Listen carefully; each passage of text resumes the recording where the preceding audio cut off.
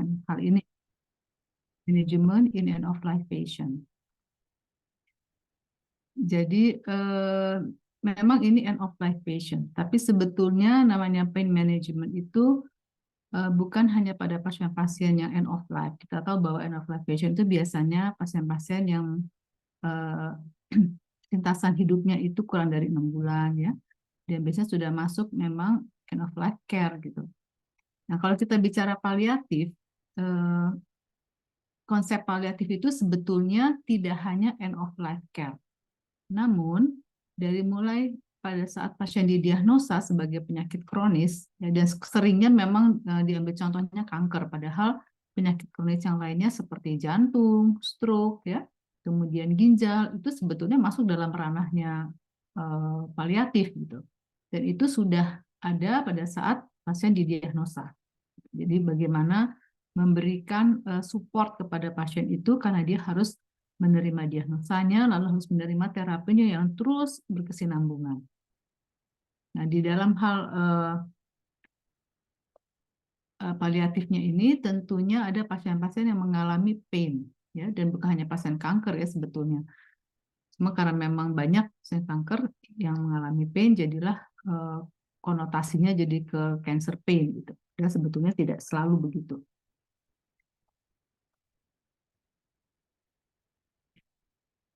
Nah, pain ini digambarkan ya, nyeri ini digambarkan bahwa memang suatu hal yang sangat ditakutkan lah gitu ya.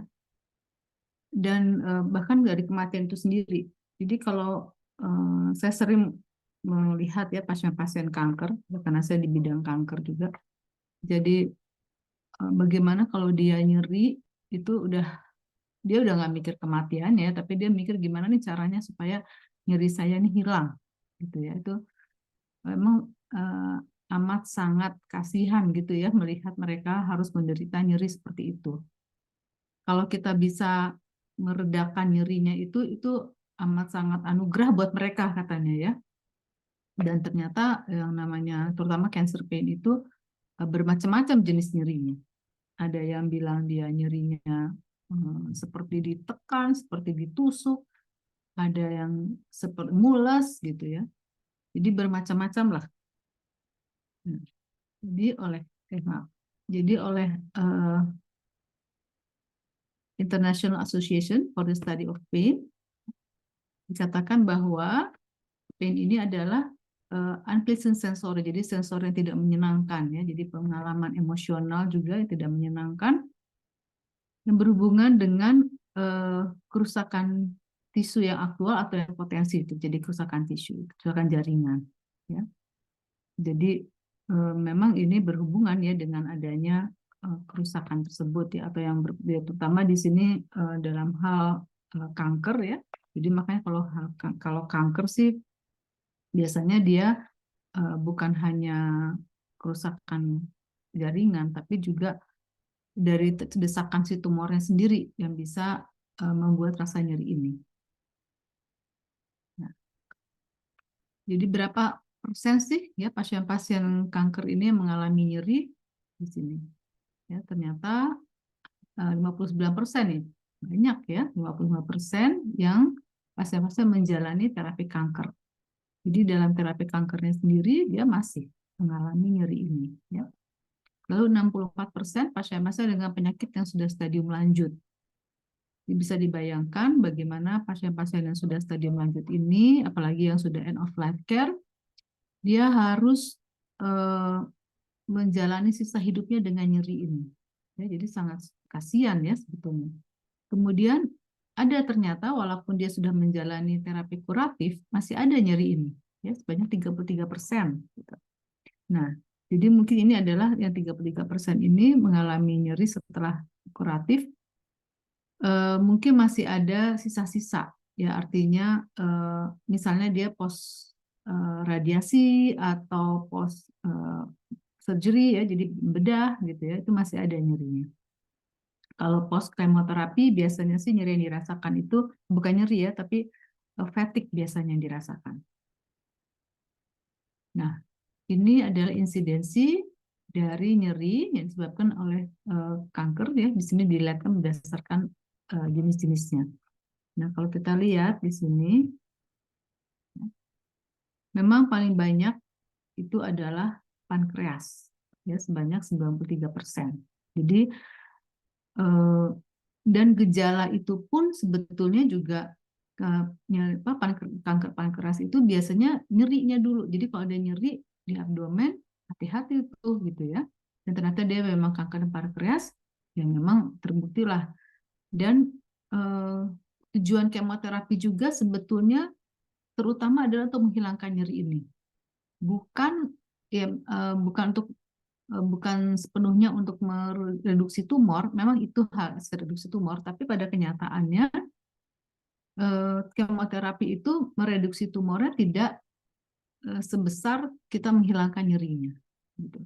Bahkan sampai ada pasien juga yang setelah dijelaskan bahwa dengan kemoterapi nyerinya bisa berkurang dan bahkan hilang, sehingga dia menolak untuk dilakukan intervensi terhadap plexus coeliacusnya. Jadi kan sebetulnya bisa ya kalau untuk pasien kanker itu dengan teknik bedah, kemudian plexus coeliacusnya karena memang itu penyebabnya, penekanan ke situ itu dimatikan gitu. Nah, bahkan karena dikatakan bahwa dengan kemoterapi nyerinya bisa hilang, bahkan berkurang, nah dia nggak mau gitu. Dan ternyata terbukti memang setelah dilakukan kemoterapi, siklus pertama itu nyerinya bisa berkurang 50%. Jadi dia sangat membantu. Tadinya dia nyeri-nyeri, setelah di kemoterapi, oh dia bisa merasa lebih enak, dia bilang. Walaupun masih ada nyerinya. Dan itu bisa teratasi dengan painkiller ya, walaupun sudah jenis opioid, tapi dia merasa lebih enak. Lalu tumor-tumor di otot atau di tulang, ya jelas ya, ini sih pastilah dia menekan saraf di situ ya, di tulangnya juga ya. Kemudian tumor di otak, ya biasanya itu karena udem cerebrinya. Kemudian pada limfoma, ya NHL itu non-Hodgkin lymphoma. Lalu di sini adalah paru, ya. Di paru biasanya nyeri di dada, atau kalau dia sudah metastase ke tulang mungkin nyeri bone pain-nya itu. Kemudian di sini squamous cell head and neck cancer. Kemudian bersamaan yang kolorektal dengan testikular, bersamaan juga dengan yang kanker darah atau yang ginek ya. Ini limfoma yang jenis lain, ini breast. Jadi kalau breast itu tidak terlalu nyeri ya, tergantung dari apa. Biasanya kalau metastase tulang ya. Ini leukemia juga dan ini prostat. Nah, namun ini sebetulnya sudah agak lama ya.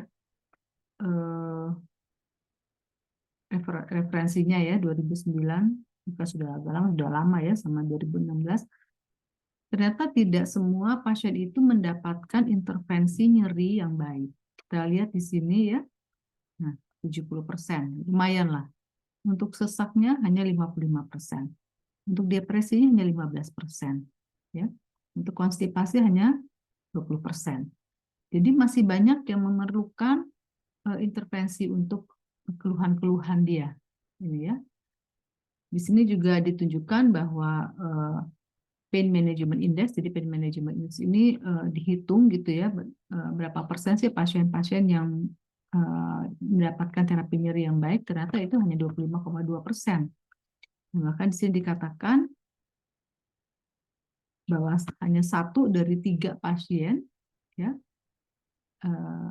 yang tidak mendapatkan terapi farmakologi untuk pain-nya gitu. Ya, tapi lumayan ya 1 dari 3 itu sepertiga kan ya. Gitu. Jadi artinya kita harus lebih berani gitu. Nah, kenapa saya bilang berani? Ya karena ini nih. Jadi dalam menangani nyeri itu ternyata ada halangan-halangannya ya, sehingga penanganan nyeri ini bisa inadequat gitu. Jadi ada halangannya dari pasiennya atau dari tenaga medisnya sendiri atau dari healthcare systemnya. Nah, di sini bagaimana ketakutan mencakup semuanya itu, ketakutan terhadap adiksi, toleransi, efek samping, depresi nafas, biasanya kan gitu ya, terutama berhubungan dengan opioid. Jadi orang tuh takut.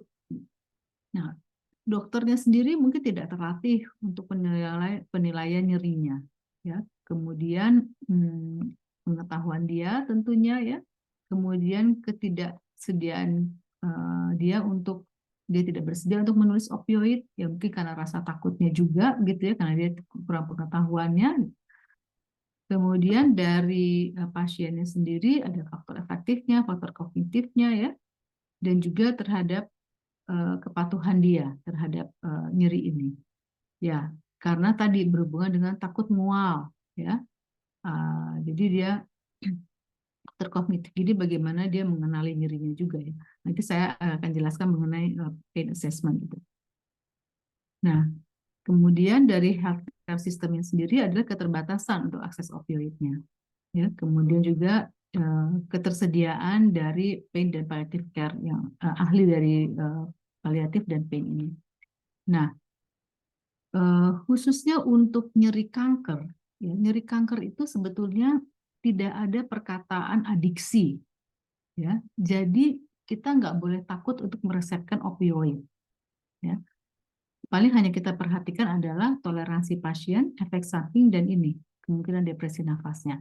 Namun tidak ada yang namanya adiksi, karena pada pasien kanker adalah yang penting pasien itu tidak nyeri dan dia tidak ada ceiling efeknya. Jadi nggak boleh takut bahwa nanti akan ketagihan. Gitu. Nah, itu kan yang suka pasien itu kan suka begitu ya, takut ketagihan dok. Namun kalau memang diperlukan ya harus gitu. Saya punya pasien kanker pankreas yang dia sudah dapat nih morfin, ya, morfin yang sustained release, lalu dia dapat fentanyl patch, dapat, kemudian dia dapat paracetamol gitu, ya. Tapi untuk sehari-hari dia masih oke, tapi masih ada yang namanya breakthrough pain. Nanti saya jelaskan juga tentang breakthrough pain ini.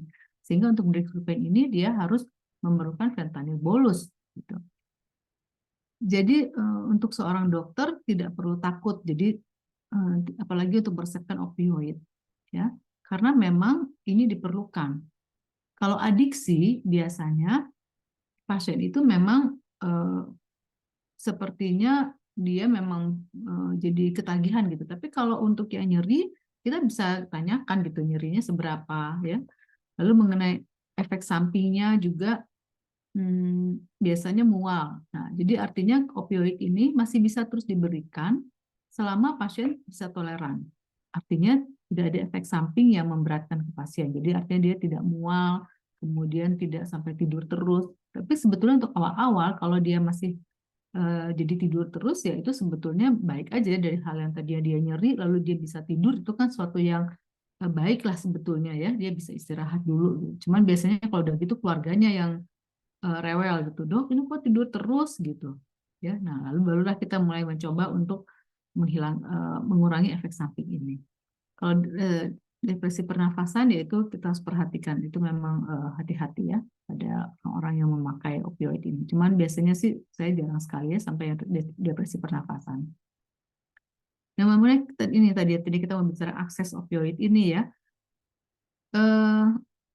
Sebetulnya sih kalau yang umum gitu ya di luar BPJS itu sih mudah ya. Hanya yang jadi masalah itu adalah kalau dia sudah di rumah. Kalau di rumah sakit nggak masalah ya. Selama kita punya diagnosa cancer pain gitu biasanya sih dapat aja gitu. Hanya kalau sudah di rumah itu kan dibatasi gitu. Dan itu hanya 7 hari.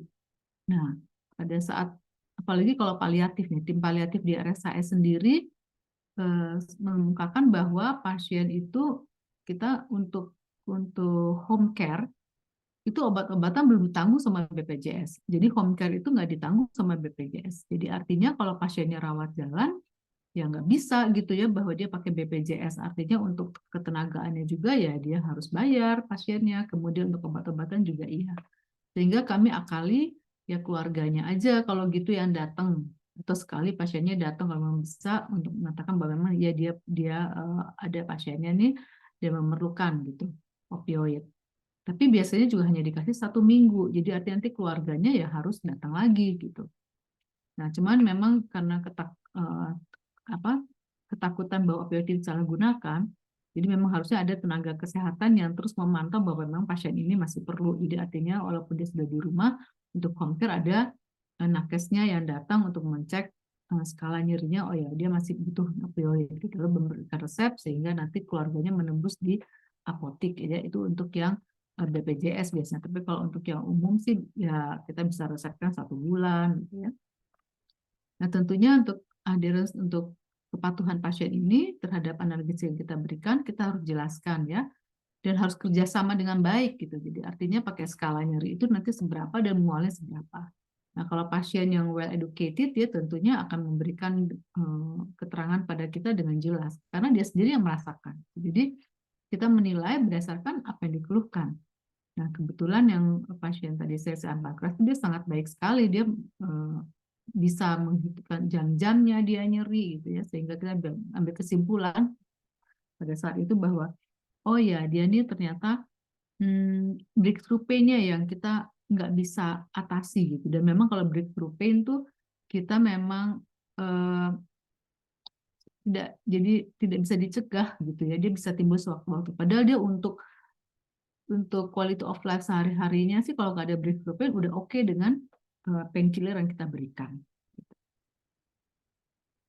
Nah, jadi kalau pain ini tidak dikontrol, bagaimana sih ya impact-nya?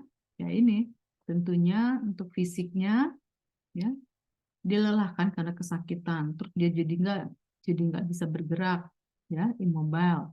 Tentunya daily activity-nya juga jadi berkurang, ya. Dan tentunya ini kurang tidur. Dan ini semua tentu akan memperburuk kualitas hidup dia. Gitu. Lalu bagaimana dengan psikologi atau social impact-nya? Ya tentu saja ya dia akan emosinya jadi nggak baik ya. Dia depresi, cemas ya, ada mood disorders ya, lalu bisa marah-marah gitu ya. Jadi kontak dengan keluarga juga nggak baik ya. Ada spiritual distressnya. Nah, jadi yang susahnya kan nanti gitu ya. Jadi dengan keluarga kan jadi nggak bagus hubungannya karena dia masih nyeri ini. Bisa jadi berantem gitu ya. Nah, jadi keluarganya juga jadi ikut sakit gitu. Makanya saya bilang sebetulnya pada saat awal kalau kita tidurkan dia gitu ya, dia bisa tidur enak itu nanti bangunnya tuh pasien juga enak gitu. Nah itu yang eh, awal-awalnya sih keluarga bisa nerima, tapi lama-lama lu kok tidur mulu, saya nggak bisa ngomong dong sama dia gitu ya. Yang tadinya berantem malah jadi sekarang nggak bisa ngomong, ya jadi masalah juga gitu ya. Itu yang harus jadinya kita yang perhatikan juga. Nah, fisiologiknya, jadi artinya bagaimana dari kondisi tubuhnya, ya tentunya dengan dia nggak bisa tidur, ya dengan keluhan-keluhan itu, dia jadi kataboliknya meningkat, ya. Jadi semuanya nggak bagus lah, ya. Jadi ada pemecahan ototnya, kemudian kalau dia ada luka, tentunya penyembuhannya, ya, tidak baik, ya. Kemudian menurunkan GI motilitisnya, ya, sehingga dengan dia nyerinya itu tentunya pastilah tekanan darah naik, tahikardia, ya. Tentu orang-orang yang sudah punya hipertensi akan memperburuklah kondisi dia. Dan tentunya dengan uncontrolled pain ini berpengaruh ya terhadap jumlah natural killer cell-nya yang dibutuhkan sebetulnya untuk kanker ini ya. Nah, jadi memang nyeri ini dapat mensupres dari sistem imun. Jadi artinya kita harus nih ya memberikan manajemen cancer pain yang adekuat ya. Jadi kalau tadi kita lihat persentasenya masih banyak yang belum ya, 1 dari 3 belum mendapatkan terapi yang baik, nah harusnya sih semuanya ya harus sudah teratasi dengan baik, karena kasihan ya nantinya. Nah, jadi tujuannya dari penanganan nyeri kanker ini sebetulnya adalah ini tadi ya, mengoptimalisasi kontrol nyerinya, ya. Jadi supaya pasiennya enak, ya. Tapi juga harus diingat harus kita kurangi side effect-nya, ya, dan juga cost-nya, gitu ya. Jadi outcome juga tidak baik ya dan harganya. Nah ini kalau sudah bicara harga ya kalau BPJS bisa menanggung ya nggak apa-apa. Tapi kalau dia dirawat sih nggak ada masalah sebetulnya. Ya dan semua obatnya ada kok. Morfin ada, fentanyl ada, ya apalagi obat-obatan yang lainnya. Tapi kalau begitu dia udah pulang, nah itu tadi saya jelaskan. Nah tentunya akan meningkatkan ini ya. Kita harus bisa meningkatkan kemampuan fungsional dia ya, fisikalnya dan juga psikologikalnya harus lebih baik. Dan tentunya akhirnya dia akan meningkatkan kualitas hidupnya. Jadi memang prinsip paliatif itu kan meningkatkan kualitas hidup, apalagi end of life care di mana dokter itu sudah tidak bisa. Ya, jadi bedanya kalau yang paliatif yang end of life care itu dokter yang end of life care itu dokternya udah nggak bisa kasih apa-apa kecuali ya tadi ya eh, untuk meningkatkan kualitas hidup. Jadi terutama untuk menangani nyeri-nyeri dia tadi ya, nyeri atau dia misalnya sesak gitu ya. Tapi kalau yang paliatif yang masih belum end of life care itu tetap meningkatkan kualitas hidup, tapi si dokter itu masih berusaha memberikan obat misalnya kemoterapi, radioterapi. Tapi kalau di end of life care, kemoterapi itu sudah tidak diberikan lagi. Nah, jadi faktor-faktor yang beberapa faktor yang eh, terhadap simptomnya gitu ya. Jadi yang berpengaruh ya terhadap simptom manajemen pada penyakit lanjut itu ya ini prognosisnya. Jadi artinya kita juga tadi yang saya jelaskan tadi sebetulnya end of life care itu prognosisnya apakah dia masa hidupnya masih dalam hitungan hari atau dalam hitungan bulan ya tentu kita penanganannya agak beda ya. Kemudian mungkin kalau hitungan hari sih ya sudah lebih baik pasien itu ditidurkan aja mungkinnya supaya dia lebih nyaman gitu ya. Kemudian individual goals of care, jadi tujuan individualnya apa ya, apakah kita lebih agresif atau ya pelan-pelan tapi menginikan pasiennya gitu ya, menyenangkan, menyamankan pasiennya. Kemudian harus dilihat juga kondisi komorbidnya ya, bagaimana apakah dia ada gangguan ginjal karena kan obat-obatan itu juga tergantung dari fungsi ginjalnya ya. Kemudian juga dalam memberikan obat itu juga ada gagal ginjal nggak artinya gagal jantung. Artinya juga dalam pemberian cairan ya, karena kadang kita juga misalnya mau pakai IV semuanya itu juga diperhitungkan dengan cairannya. Kemudian ini tadi setting of care-nya ya. Apakah dia di rumah atau dia di rumah sakit tapi hospice ya atau ada family home gitu ya. Nah, ini harus perhatikan juga. Kemudian ini ya akses untuk terapi khusus ya seperti interventional blocks tadi yang saya katakan seperti dalam plexus celiacus pada pasien kanker gitu ya itu kan bisa untuk menghilangkan nyerinya juga ya. Nah itu apakah kalau memang pasien mau apakah ada enggak di daerahnya atau di rumah sakitnya. Kemudian terapi radiasi. Nah inilah masalahnya terapi radiasi juga kan di Bandung ya sudah ada 3 sih ya di RSAS, di Santosa Kopo dan di Al Ihsan. Tapi itu pun juga sudah mengantri. Hanya saya dengar yang di Santosa Kopo itu mereka ada alat baru sehingga antriannya nggak berbulan-bulan lagi, gitu. Paling lama 1 bulan ya. Lalu ini tadi ya pertimbangan harganya ya. Jadi ini tadi yang saya sudah katakan ada restriksi juga ya terhadap obat-obat tertentu seperti opioid ya untuk yang hospice-nya, biasanya hospice tadi ya. Sayangnya kita tuh memang belum punya inpatient hospice gitu di rumah sakit. Jadi pasien-pasien paliatif itu dia disebar di ruangan-ruangan aja gitu. Dan biasanya kalau sudah mencakup dia kita nggak bisa apa-apa gitu ya kita suruh dia pulang gitu ya. Jadi belum ada yang khusus untuk ruangan untuk hospice. Dan ini kita juga harus perhatikan apa sih harapan dari pasien dan si caregiver-nya. Ya, caregiver gini biasanya sih keluarga ya, tapi bisa juga perawat khusus. Nah, eh, kita bisa menentukan ya kira-kira sumber dari nyerinya itu apa. Jadi kita kenal tipe-tipe nyeri ada yang nociceptif atau somatik ya. Nociceptif itu ada 2, ada yang somatik, ada yang visceral. Lalu ada nyeri neuropatik. Ya, jadi nyeri nociceptif dan nyeri neuropatik, nociceptifnya somatik dan visceral. Nah, biasanya pada yang nociceptif dan somatik itu jaringan yang terlibat itu adalah otot, sendi, tulang, ya, fasia, jaringan penunjang. Sementara kalau yang visceral itu organ-organ, ya, organ-organ visceral dalam misalnya hati, ya, limpa, gitu ya. Sementara kalau neuropatik ya namanya juga neuro, jadi jaringan sarafnya ya, saraf dan jaringannya. Ini contoh penyakitnya ya. Yang somatik misalnya jaringan tumor jaringan lunak atau metastase tulang, ya ada luka atau nyeri sendi ya, itu yang somatik nociceptif. Kalau yang visceral misalnya kanker liver, kanker hati, kanker kolon ya. Nah, kalau yang neuropatik itu yang radikulopati, compression ya, biasanya juga akibat dari nyeri metastase tulang juga bisa menyebabkan ini ya kalau pada kanker. atau ini ya, obat-obat kemo yang menyebabkan neuropati periferal seperti misalnya golongan platinum ya, cisplatin, oksaliplatin ya, itu sering. Atau pada pasien-pasien diabetes ya yang mengalami komplikasi neuropati diabetes ya. Nah, ini mekanismenya. Jadi biasanya yang somatik ini karena kompresi ya dari tumornya, atau invasi, atau justru destruksi ya dari jaringan yang sehatnya. Atau mungkin karena inflamasi ya, reactive inflammation gitu.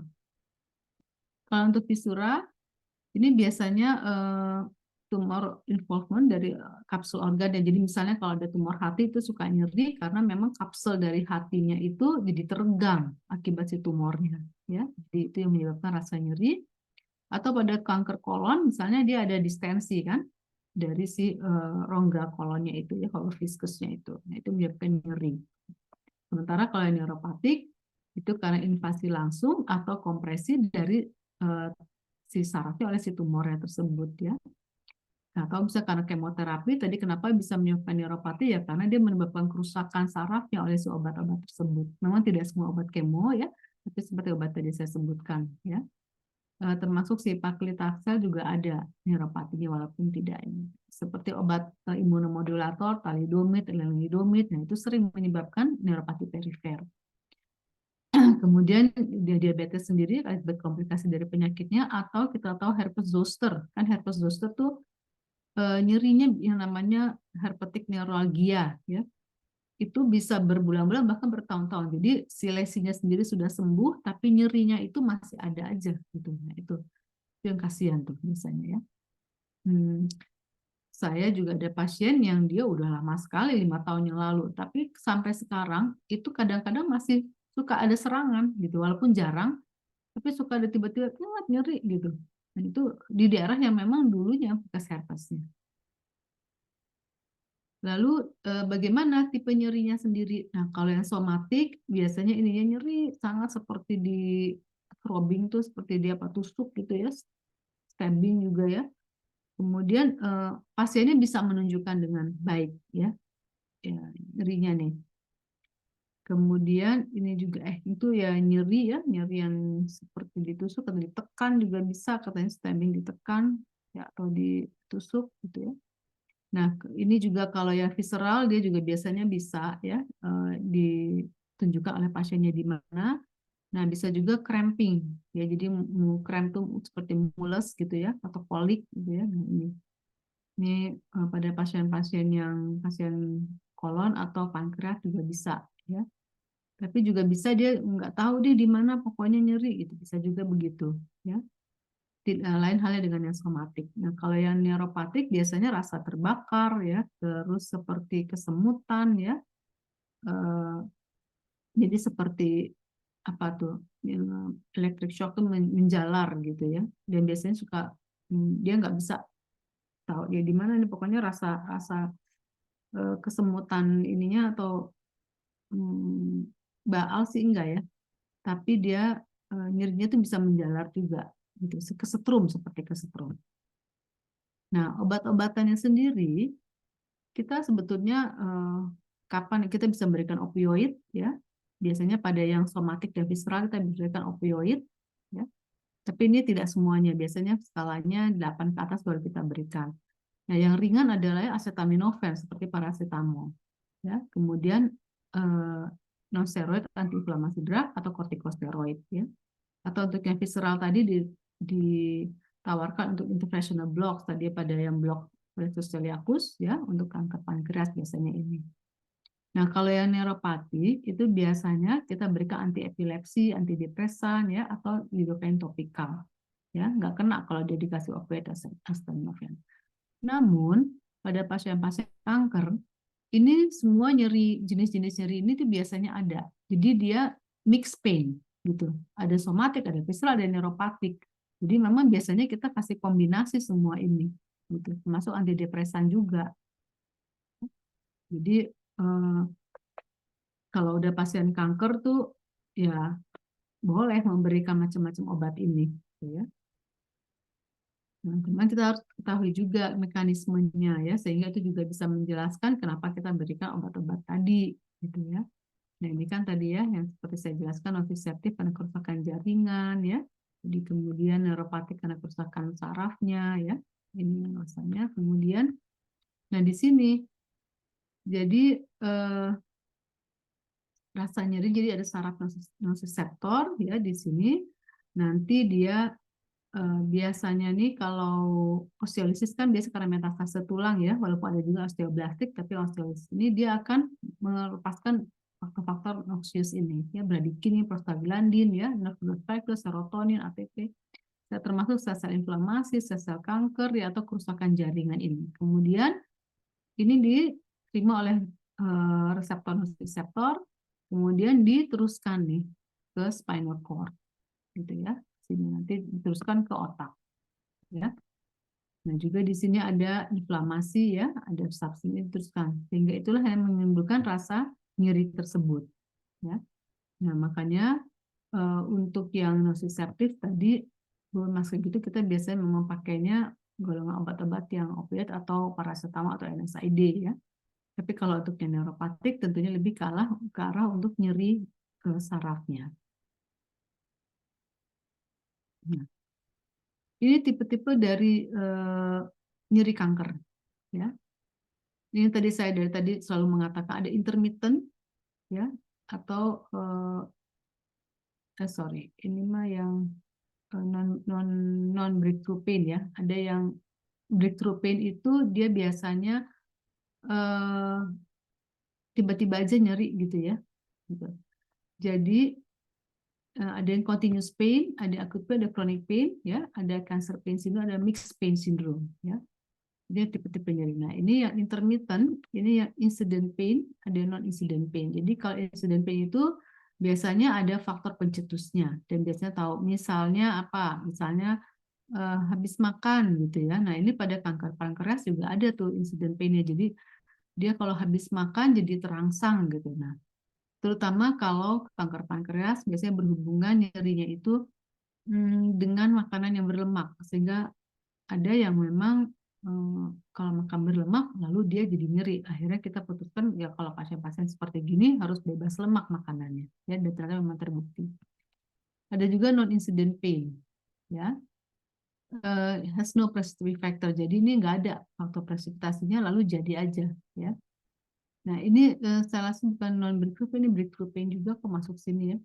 Jadi breakthrough pain itu adalah dia nyeri yang memang nggak tahu sebabnya itu apa. Jadi nggak ada faktor presipitasinya, timbul aja tiba-tiba. Ya, kita juga nggak tahu mekanismenya seperti apa. Jadi walaupun dia sudah well control, tapi masih bisa terjadi breakthrough pain tadi. Atau bisa mixed pain tadi ya. Kalau continuous pain ya terus menerus ya itu tentunya harus dengan penanganan yang baik ya. Nanti kalau misalnya biasanya kita berikan morfin ya, morfin injeksi dulu, kemudian kasih drip continue gitu ya, itu untuk mengatasi continuous pain ini. Jadi artinya di dalam 24 jam itu dia harus nggak boleh nyeri gitu ya.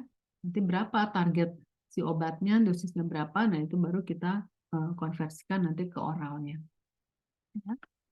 Lalu ada juga jenis acute pain ya, nyeri yang akut yang misalnya seperti yang berhubungan dengan terapi ya, misalnya surgical gitu atau untuk diagnostik ya, dan hal diagnostik itu bisa saja terjadi nyeri gitu ya, misalnya pada IRCP gitu lalu bisa terjadi nyeri ya.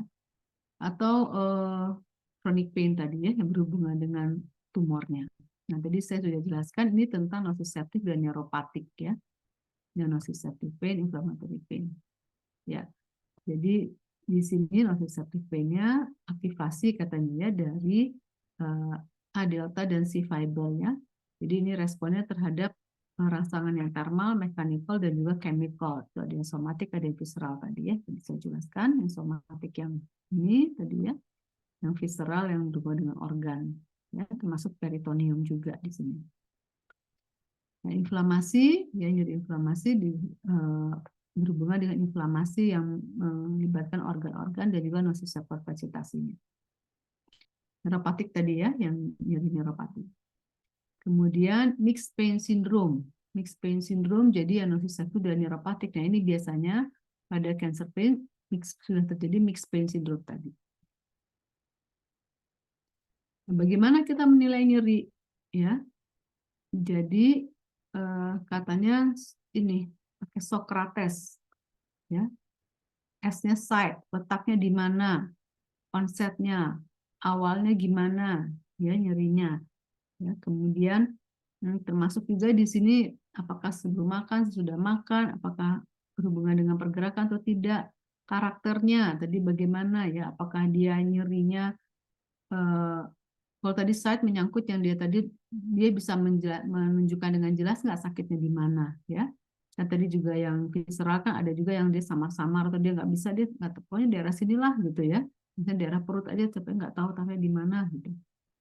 Karakternya tadi ya, apakah dia tadi kesemutan ya atau dia kesetrum atau dia nyerinya tertusuk atau seperti ditekan gitu ya. Terus radiation penjalarannya kemana? Karena biasanya pada nyeri kanker pankreas itu dia suka keluhannya tuh bukan hanya nyeri di perut, tapi dia menjalar menembus ke punggung biasanya. Jadi suka back pain. Ya, jadi ada juga pasien-pasien yang memang nyerinya di punggung gitu ya, dan itu radiasi dari nyerinya. Atau dia misalnya ada metastase ke tulang, ya, biasanya di lumbal, kemudian menjalar ke bawah ke kakinya gitu. Lalu gejala-gejala apa yang berhubungan ya dengan nyeri itu? Misalnya apakah ada mual juga, lalu ada muntah atau ada demam ya, kita harus tanyakan juga. Nah, ini timingnya tadi ya, sama dengan hampir sama dengan onset sebetulnya. Lalu faktor-faktor apa saja yang bisa meredakan atau justru menambah nyeri? Ya, yang tadi misalnya, oh kalau saya istirahat nyerinya berkurang, atau kalau saya nggak makan ternyata enakan nyerinya gitu, kalau saya makan lebih nyeri, kalau saya bergerak itu lebih nyeri. Lalu beratnya, nah ini severity ini lalu kita nilai ya. Lalu kita juga harus menilai sebetulnya sebelumnya dia sudah dapat terapi nyeri apa aja ya, lalu bagaimana responsnya ya terhadap program nyerinya itu ya. Kemudian faktor-faktor psikososialnya, jadi bagaimana dengan keluarganya juga ya. Kemudian etiologinya juga tadi nyerinya ya, kita bagi dia nociceptif apa neuropatik. Kemudian kita harus pertimbangkan juga apa nih, kita mau kasih apa nih metodenya ya untuk kontrol pain-nya ya. Kemudian tentunya kita lalu monitor respon terapi kita. Nah, jadi ini pedomannya katanya untuk menilai nyeri ya, yang adekuat. Jadi kita harus nilai dan nilai lagi. Jadi nilainya nggak hanya sekali, jadi berulang-ulang ya, termasuk yang semua tadi ini ya. Semuanya, kemudian nilai dan reassess lagi pasiennya ya, bagaimana responnya dia, lalu juga assess and reassess lagi ya, kemampuan kita untuk menginformasikan dan juga untuk berkomunikasi dengan pasien dan keluarganya. Jadi artinya memang kalau untuk pasien-pasien nyeri ini kita harus lebih banyak waktu ya kepada, dan pasien itu senang biasanya, dan kita juga harus jeli gitu ya dengan obat yang kita berikan nih, gimana nih kira-kira baik nggak, terus apa, biasanya kita suka tanyakan tidurnya, dan jangan lupa juga menanyakan tentang bowel habitnya, jadi buang air besarnya, karena kalau kita berikan opioid kan itu bisa mengganggu pola BAB-nya ya, jadi bisa konstipasi gitu. Nah itu jangan lupa untuk memberikan laksatif. Nah ini untuk penilaian nyeri ada yang namanya brief pain inventory ya, BPI. Diketahuinya juga kata dulu brief pain questionnaire di sini ya. Jadi ini sebetulnya bisa diisi oleh pasiennya. Teman lumayan juga ya. Ya ini harus diterjemahkan ya. Jadi untuk menilai nyerinya ya. Jadi ini untuk chronic pain ya. Ada yang short dia cuma 9, ada yang panjang ini yang 9 ya. Gitu. Nanti dia harus menilai dari 0 sampai 10. Ya, tapi ini biasanya kita nggak pakai yang ini. Ya. Nah, kita biasanya pakainya ini, NRS, visual analog, ya. Nah, seperti begini. Ya, ini lebih mudah untuk pasien juga dan simple untuk kitanya ya. Jadi 0, 10. Biasanya 0, biasanya saya selalu gini. Kalau saya nggak menunjukkan gambarnya, Pak, kalau misalnya 0 tidak nyeri, 10 sangat nyeri sampai Bapak nangis, 5 tuh sedang. Nah, Bapak di mana? Gitu. Ya. Nanti dia bisa tuh kira-kira di 67 dok gitu atau 89 atau misalnya kalau dia berkurang nyerinya sekarang udah ke 34 gitu ya. Biasanya sih pasien-pasien tadinya di 8 10 gitu tuh kalau dia bagus dia enak tuh biasanya dia nggak hilang sama sekali tapi masih ada di 34 gitu ya. Tapi nggak nggak mustahil juga dia bisa sih sampai nggak nyeri gitu ya. Kita memang harapkan sebetulnya itu nyeri-nyeri ringan aja dia masih bisa ketawa juga, dia bisa senyum gitu ya. Nah, biasanya ini kita berikan opioid itu kalau sudah di sini nih 8 10 nih ya atau mulai 7 juga udah bisa. Nah, kalau di opioid yang berat tentunya, tapi kalau opioid ringan kita bisa berikan di daerah sini ya. Di 5 atau 7 bisa opioid ringan seperti tramadol. Nah, jadi ini ya 5A katanya ya untuk outcome dari pain management ya. Jadi pasiennya itu tidak nyeri lagi, jadi pain relief, analgesia pasti tidak nyeri, aktivitasnya jadi artinya kita mengoptimalkan aktivitas sehari-harinya ya. Jadi psychosocial functioningnya itu harus ditingkatkan. Ketiga adalah efek samping ya, adverse effect, jadi meminimalkan side effect-nya. Ya, artinya kalau misalnya pasien ini mual atau sampai muntah, ya artinya walaupun dia teratasi dengan nyeri itu, tapi kalau dia muntah, artinya nggak baik juga gitu pain management kita. Ya, ini jadi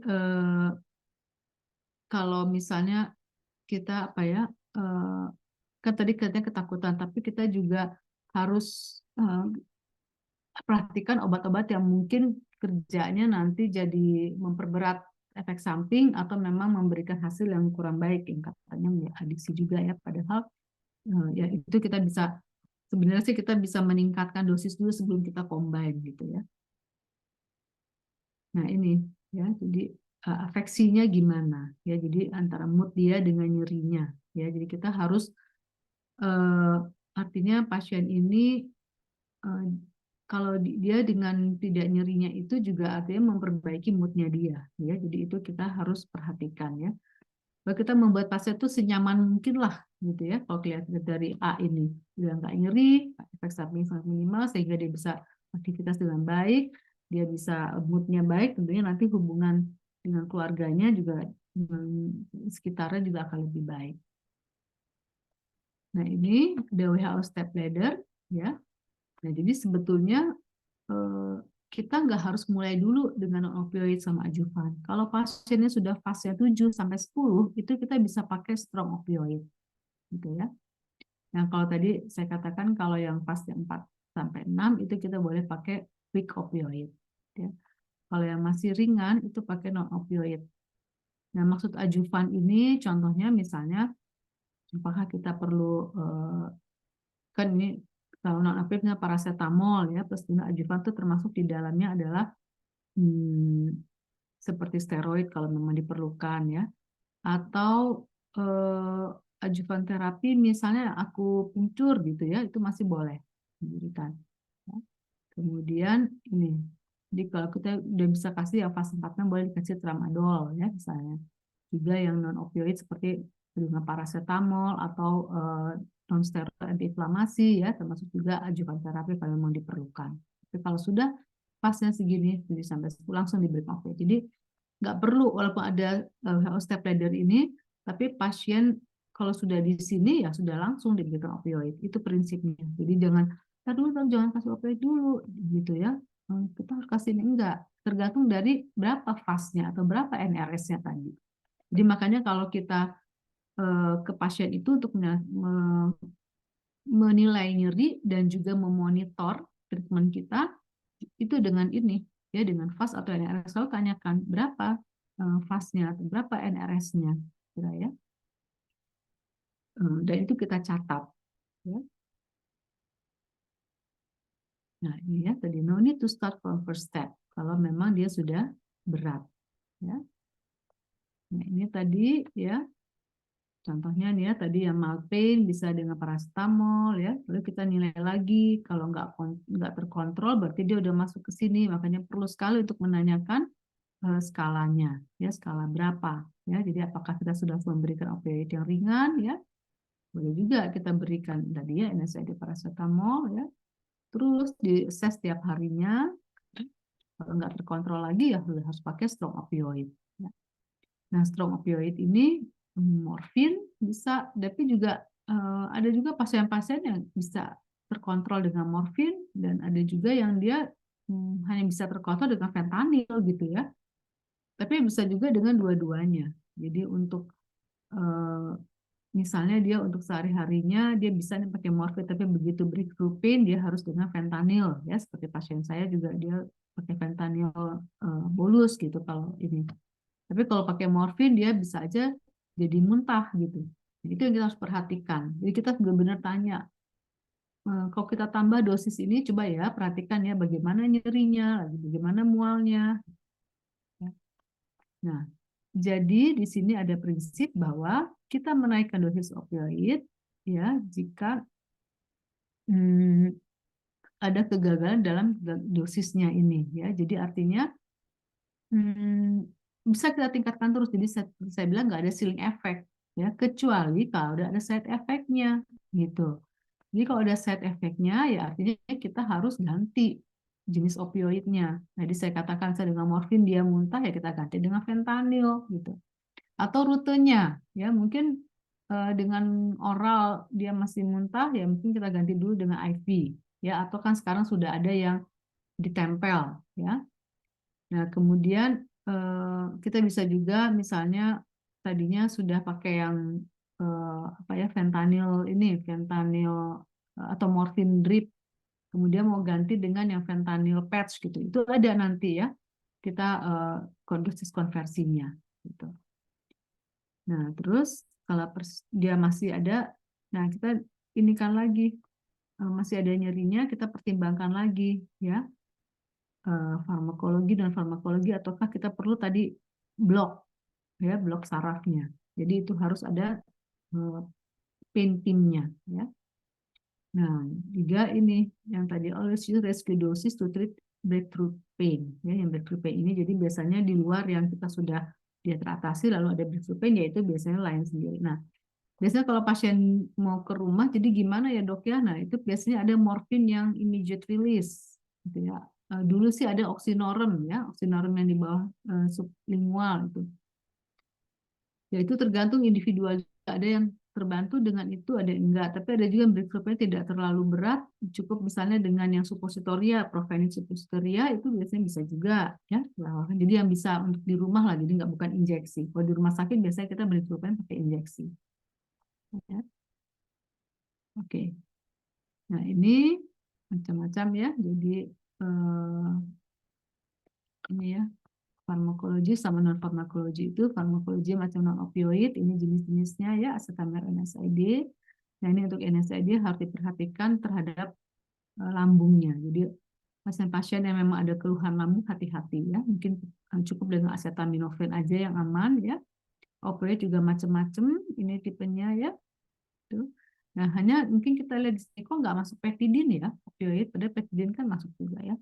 Nah, petidin itu bekerjanya bukan di reseptor mu. Jadi kalau untuk cancer pain itu, dia paling bagus, jadi cara kerjanya itu kalau dia kena atau bekerja di reseptor mu. Jadi beberapa reseptor ya dari nyeri itu. Nah, kalau petidin itu ternyata tidak bekerja di situ, makanya dia enggak masuk ke sini. Gitu. Ya.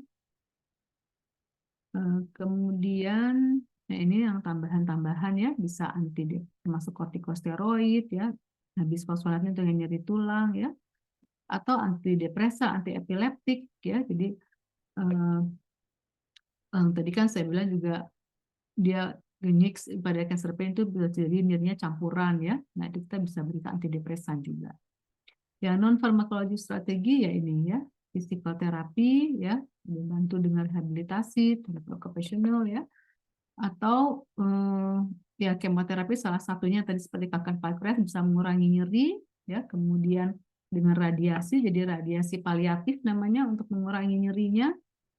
atau dengan bedah tadi dengan cara nerve block tadi ya, atau dengan imunoterapi bisa, atau nerve ablation ya, atau ini laser terapi, tapi saya belum pernah nih laser terapi.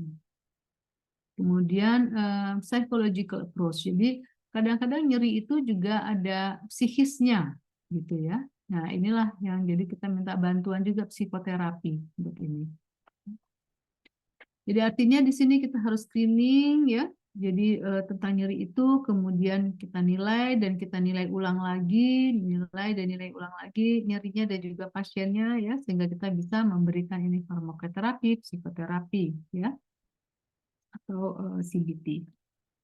Kemudian ya ini mah pengulangan lagi tadi ya, analgetiknya ya, jenisnya opioid ya.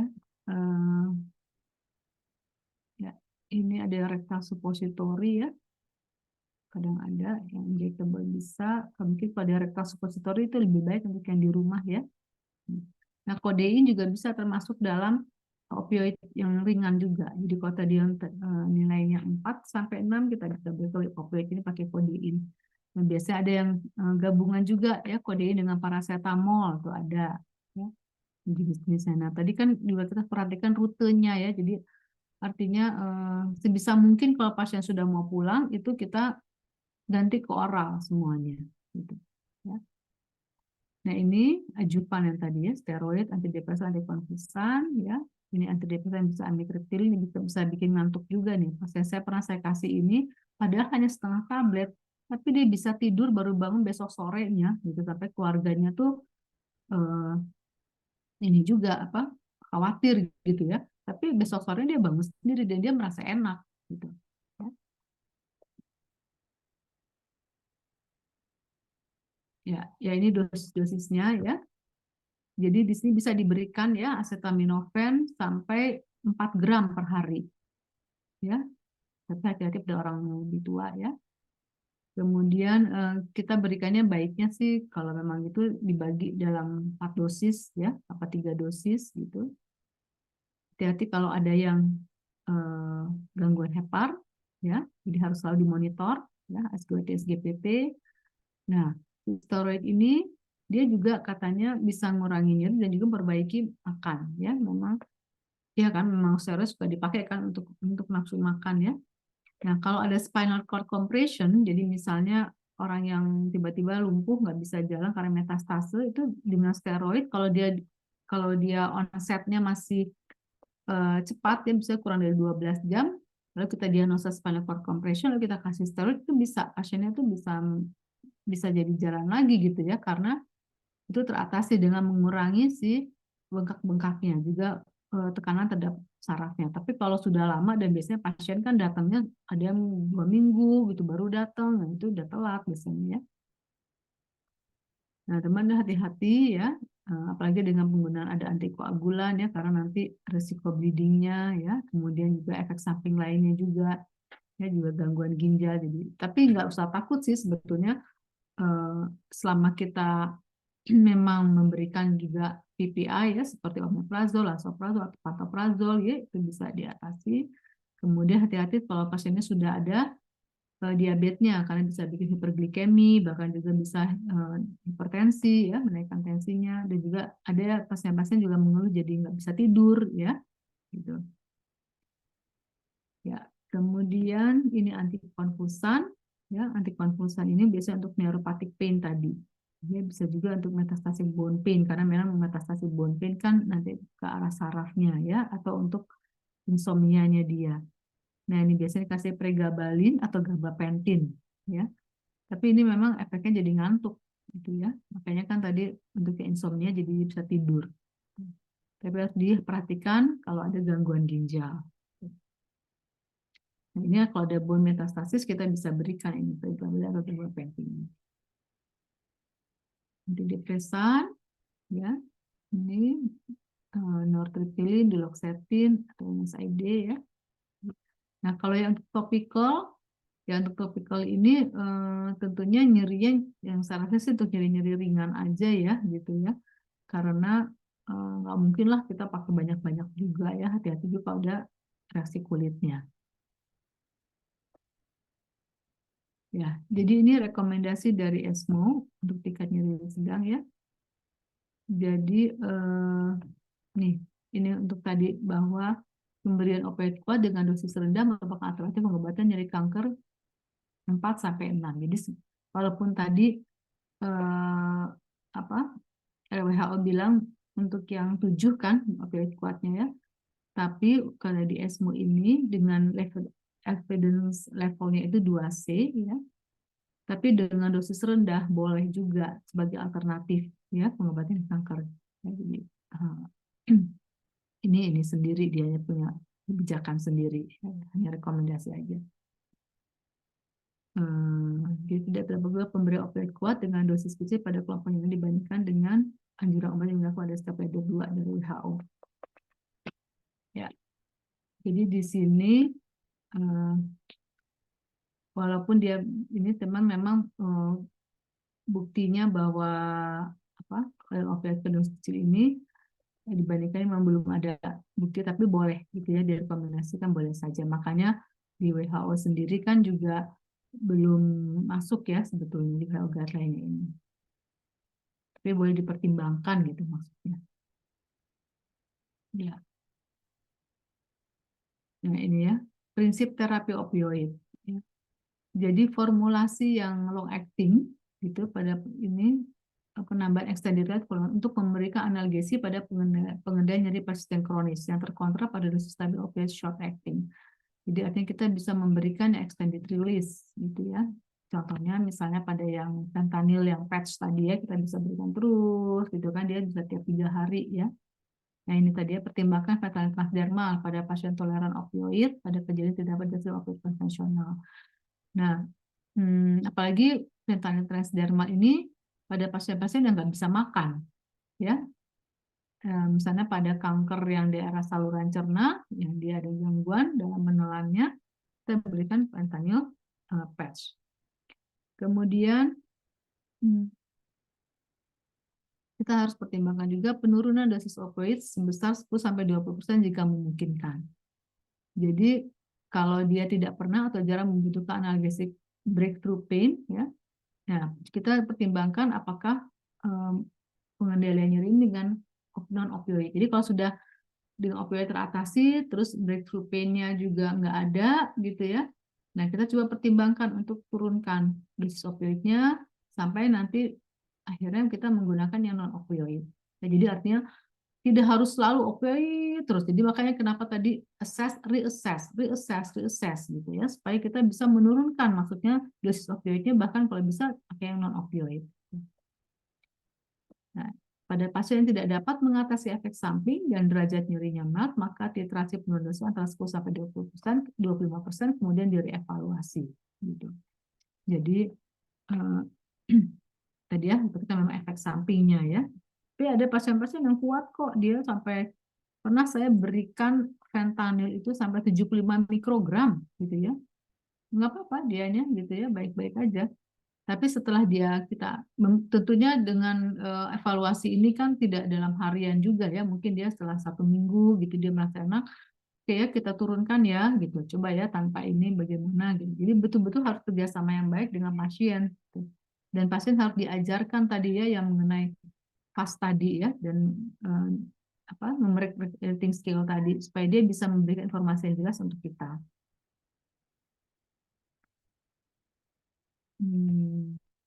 Ya ini mah ini opioid terpilih ya dari ESMO untuk nyeri kanker tingkat sedang berat ya. Dan ini biasanya morfin ya, morfin yang immediate release yang dipilih ya.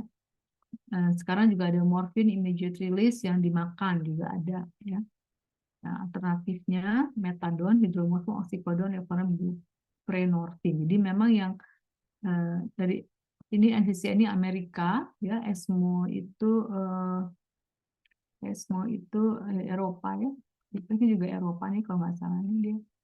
Nah terus semuanya jadi menyatakan bahwa ini utamanya dengan morfin dulu ya, bisa dengan subkutan ya, atau dosisnya ini 2-3:1, jadi artinya lebih banyak dibandingkan dengan yang IV-nya. Nah kalau intravena ya kalau sudah terpasang infus Ya, kalau dia ada uding generalisata nggak mungkin pakai subkutan ya, atau ada gangguan koagulasi sirkulasi periferal dulu. Nah, pasien-pasien kanker biasanya suka kalau pergi di kemo sudah terpasang kemoport ya, kita biasanya suka tawarkan untuk pakai kemoport. Nah, di situ biasanya ya lebih mudah buat kita, cuma harus hati-hati tentang jarumnya. Itu jarumnya kan khusus kalau kemoport ya, dia jarumnya itu bengkok kan ya, jarumnya bengkok. Nah, itu hati-hati merawatnya juga karena bisa terjadi ekstravasasi. Jadi saya punya pengalaman pasien tuh ngeluh, "Mbak, ini tempat ininya apa kemoportnya kok perih ya," gitu. Dan memang waktu itu perawatnya habis ganti balutan ya. Pas diperiksa ternyata ekstravasasi. Jadi di sekitarnya itu bengkak gitu ya, perih. Dan rupanya jadi yang tadinya dimasukin kayak Kabiven gitu, nutrisi parenteralnya, ada fentanyl dripnya, itu jadi numpuk di situ gitu, bikin perih ya. Jadi rupanya pada saat perawatnya mengganti balutan, ketarik si jarumnya gitu, sehingga nggak masuk gitu. Padahal kan kalau pakai eh, kemoport itu kan si jarum harus kalau masuk dalam udah kan nggak ada ekstravasasi, orang dia masuknya kan ke pembuluh darah besar gitu ya. Nah, itu harus diperhatikan. Jadi, memang tidak semua perawat juga ternyata terlatih dengan kemoport ini. Jadi, untuk rekan-rekan perawat yang sudah biasa untuk merawat kemoport, ya sebaiknya diajarkan kepada teman-temannya yang belum pernah bisa, karena itu penting sekali gitu, jangan sampai terjadi nih ya. Dan juga harus perhatikan ya kualitas dari si konektornya ya, konektor yang jadi kalau kita pakai beberapa kan, ini kita pakai three way gitu, ternyata tuh ada konektornya yang nggak bagus juga ya. Kan kadang perawat tuh suka pakai apa, bukan pakai, dia suka ada ininya kan, puterannya itu ya, jadi untuk mengatur flow-nya gitu kan. Nah, kalau keseringan dikoprek-koprek gitu ya, diputer-puter, ternyata ada yang kualitas itunya nggak bagus, ya pasiennya kalau BPJS ya mungkin nggak dapat yang bagus ya, itu alatnya juga. Tiba-tiba tuh bisa patah loh gitu. Jadi bocor jadi dari situ gitu. Aduh, saya bilang ini jangan sampai begitu ya, maksudnya BPJS ya juga harus memperhatikan ya tentang hal ini, kan menyangkut juga sterilitas ya dari obat-obat itu gitu. Nah, ini dosis opioidnya biasanya kita pakai nih misalnya ya, si morfinnya 5 sampai 10 miligram tiap jam ya, kita lihat aksi puncaknya dalam 60 menit ya. Kalau ke intravena itu 2 sampai 5 miligram bolus biasanya ya. Ini yang oral ya, yang jadi kita bisa berikan 5 sampai 4 jam, tapi kalau dia punya akses intravena kita bisa berikan langsung bolus 2 sampai 5 miligram, biasanya 15 menit dia sudah enak gitu ya. Lalu kita nilai ulang lagi. Kalau nyerinya nggak teratasi, dosisnya bisa dinaikkan 50 sampai 100% dari dosis awalnya ya. Tapi kalau nyerinya berkurang ya, tapi masih belum terkontrol ya, kita berikan dosis yang masih sama, kita tunggu aja ya. Dan yang lagi sesuai dengan waktu sampai aksi puncaknya. Jadi kalau misalnya tadi ini ya intravena 25 miligram ya, kita lihat oh ya berkurang tapi masih nyeri, kita lihat aja sampai 15 menit ini ya. Kalau dia udah enak ya sudah, tapi kalau masih itu boleh kita tambahin ya. Nah, jadi kalau nyerinya sudah teratasi, kita berikan dosis tiap 4 jam ya. Kemudian apakah mau pakai drip atau kita mau bolus tiap 4 jam. Lalu kita hitung dosis kumulatifnya nanti. Kira-kira dengan nyeri yang teratasi ini dalam 24 jam berapa sih jumlah morfin yang dia butuhkan gitu ya. Nah, kalau misalnya IV ya nanti kita harus konversi ke oralnya. Nah, jadi pasien toleran pas ini mungkin kurang, bukan lebih ya, 4 atau kurang nih ya. Oral kita berikan dosisnya 20% dari dosis kumulatif 24 jam sebelumnya. Ya, jadi artinya kita mau mengurangi dosisnya nih ya kalau udah teratasi. Kemudian nyeri dalam 1 jam, kalau nyerinya tetap bertambah naikkan lagi gitu ya. Kalau intravena kita juga sama ya 10-20% dari dosis kumulatif 24 jam sebelumnya. Kalau dia tetap bertambah ya 50 sampai 100%. Nah, kalau untuk breakthrough pain, jadi ini kita bisa berikan dosisnya 50 sampai 100% dosis fixed interval. Jadi Misalnya berapa tadi diberikannya si morfinnya. Misalnya morfinnya tadi diberikannya eh, kita pakai 5 miligram ya, mungkin diberikannya sama 5 miligram. Kita coba dulu 2,5 miligram ya.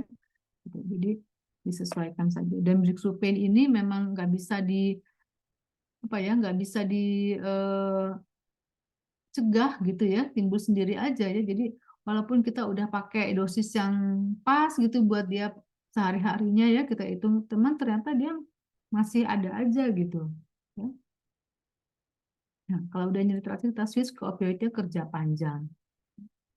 Nah ini, jadi ini switching opioidnya ya. Ada oral morfin ke oral oksikodon ya. Ini rasionya gitu ya. Ada oksikodon ke oral hidromorfin, morfin ke morfin ke buprenorfin, morfin ke transdermal fentanyl gitu. Nah, jadi kita akan pakai misalnya ya, eh, kalau pasiennya 60 miligram ya per hari nih morfin oralnya. Ya, nanti kita pakai itu ekuivalen dengan ini nih, 25 mikrogram per jam. Gitu. Jadi artinya kita pakai dosis yang fentanyl transdermalnya itu yang 25 mikro. Ya, tapi hati-hati juga bahwa si pasien itu bisa toleran nggak.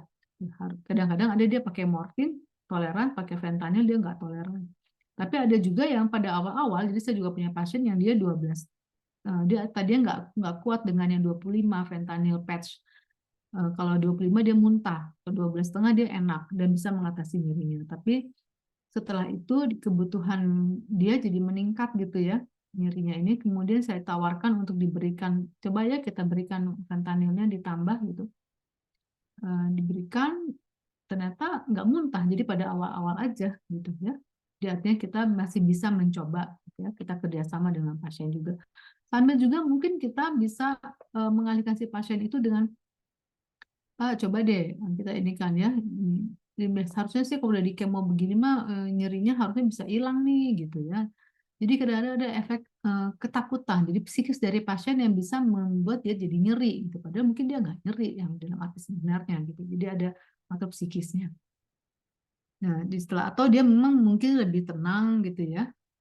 Ada juga yang kalau misalnya orang banyak gitu, itu akan membuat dia nyeri. Jadi kalau dia tenang gitu, itu akan mengurangi nyerinya. Nah, suasana seperti itu yang harus kita kondisikan ya pasien. Sehingga kadang-kadang pasien yang masih nyeri gitu kita batasi untuk yang menjenguknya atau mungkin jangan dijenguk dulu gitu ya. Saya bilang ke keluarganya. Nah, jadi indikasi switching jika ada nyeri yang tidak terkontrol sedosis optimal atau jika ada efek samping yang berat. Jadi maksudnya switching itu bukan hanya untuk nyeri yang teratasi, tapi juga kalau masih ada nyeri yang tidak terkontrol, gitu, udah dosis optimal kita bisa ganti dengan jenis opioid yang lainnya, gitu ya, atau efek samping seperti tadi saya katakan bahwa pasien saya dengan morfin dia nggak kuat, tapi dengan fentanyl dia lebih bisa toleran, gitu, ya.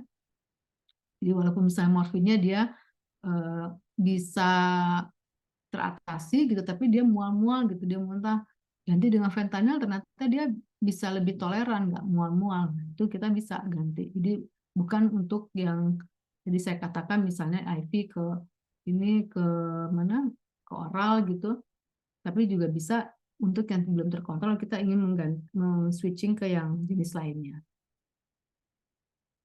Nah kalau untuk yang gangguan fungsi hati ya pada pasien dengan gangguan hati kita masih bisa pakai morfin, hidromorfon, atau fentanyl ya. Yang umumnya yang bisa diberikan itu morfin dan fentanyl biasanya yang banyak tersedia ya. Nah, tapi kalau udah gangguan fungsi hati berat jangan pakai yang long acting opioid ya. Lalu pada gangguan fungsi hati jangan pakai kodein dan metadon ya. Kalau fungsi hatinya ringan kita bisa pakai oksikodon. Cuma oksikodon nih nggak tahu kenapa agak susah ya akhir-akhir ini carinya. Kalau gangguan ginjal ini ya masih bisa ya dipakai ya dosisnya tapi morfin 5 sampai 10 miligram tapi hindari pada kalau yang sudah berat ya glomerular filtrate udah kurang dari 30 ya hidromorfon juga masih bisa ya cuma mesti hati-hati juga perhatikan ininya fentanyl ya nah dikatakan fentanyl transdermal ini dia masih aman ya, asal dosisnya segini aja 12,5 mikrogram. Ya. Kalau kodein nggak diberikan pada pasien HD, ya, tramadol mesti hati-hati juga ya. Jadi tramadol masih bisa diberikan, ya, tapi biasanya saya sih memberikan tramadolnya hanya 2 kali sehari ya kalau pada pasien-pasien dengan CKD. Ya. Nah ini tadi ya salah satu efek samping dari opioid, konstipasi, makanya kita harus berikan laksatif ya. Apakah itu misalnya maaf saya disebut nama dalam saya Laksadin atau Laktulax gitu ya. Eh, atau kita pakai satu macam aja dulu, tapi bisa aja kita berikan 2 macam ya, asal mekanisme berbeda. Kemudian efek sampingnya mual biasanya. Nah, tapi tadi ya tadi saya katakan ada juga ternyata setelah dipakaikan lagi dia nggak mual lagi, jadi bisa berkurang setelah beberapa hari ya. Atau misalnya kalau dia masih mual-mual aja, ya kita kurangi dosisnya. Atau kita berikan anti emetik ya, jadi bisa berikan anti mualnya. Nah, anti mual itu ada lagi macam-macam ya, ada yang kita tahu ada ondansetron, ada yang metoclopramid. Kita biasanya berikan yang ringan dulu, metoclopramid gitu ya. Tapi kalau udah berat kita kasih yang eh, apa kayak ondansetron, granisetron, ada yang palamosetron, tergantung dari mualnya seberapa. Karena mual ini juga bukan hanya dari opioid, mungkin kalau dia habis kemoterapi ya dari kemonya juga. Kalau yang tadi ya ngantuk, ya, yang tadi disebut terus. Nah, yang suka ditakutkan adalah depresi pernapasannya, ya, dan ini biasa ada antidotumnya dengan naloxon, ya. Tapi naloxon ini nggak semuanya punya sih ya, sebetulnya harusnya disediakan nih. Nah ini yang tadi saya katakan, pasien adiksi dengan pasien nyeri kanker, ya ini perbedaan. Jadi nggak harus takut adiksi karena pasien nyeri kanker itu dia nggak akan adiksi karena dia pengobatannya terkontrol. Ya kalau yang adiksi itu biasanya di luar kontrol. Ya dan tujuannya kalau nyeri kanker itu meningkatkan kualitas hidup. Nah, kalau yang adiksi itu biasanya kan pasiennya jadi nggak benar ya, dia menurunkan kualitas hidupnya. Nah kalau pasien adiksi itu lebih menginginkan obat, ya tapi kalau yang nyeri kanker ini juga takut terhadap efek samping gitu kan. Di sama kalau yang ini malah ingin terus gitu ya, nggak peduli pada efek sampingnya. Nah kalau yang nyeri kanker dia mengikuti alur pengobatan yang disepakati, kalau ini nggak mengikuti ya. Dan biasanya masih ada nih obat sisa kontrolnya ya, yang mungkin ya harusnya sih kalau kita suka lebihkan sedikit ya kadang-kadang ya untuk yang kontrol gitu supaya dia kalau telat kontrol dia masih punya obat.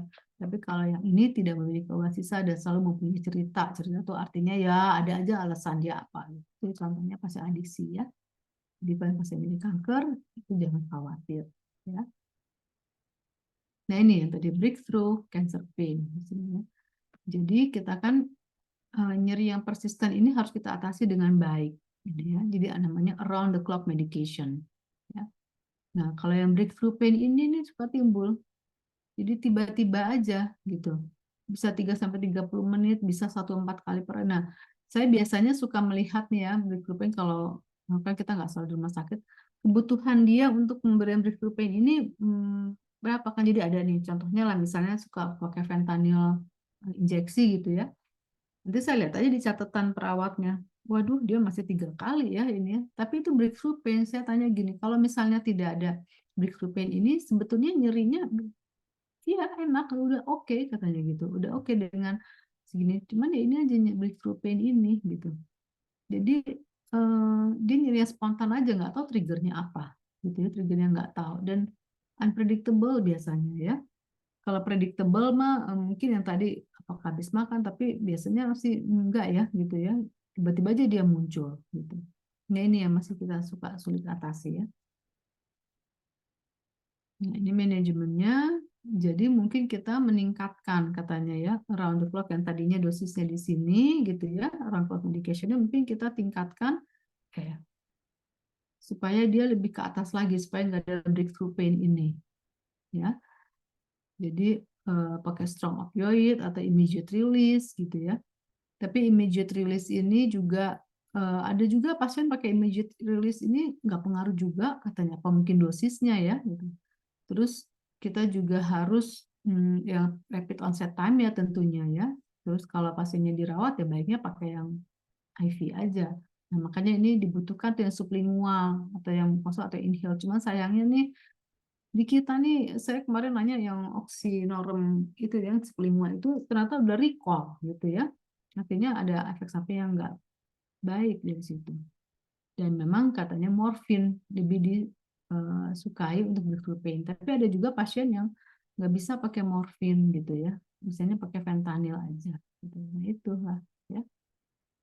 Nah, sehingga dalam round the clock medication ini saya kadang-kadang coba deh kita naikin gitu ya, naikin dosis yang round the clocknya ini supaya nggak ada breakthrough pain-nya.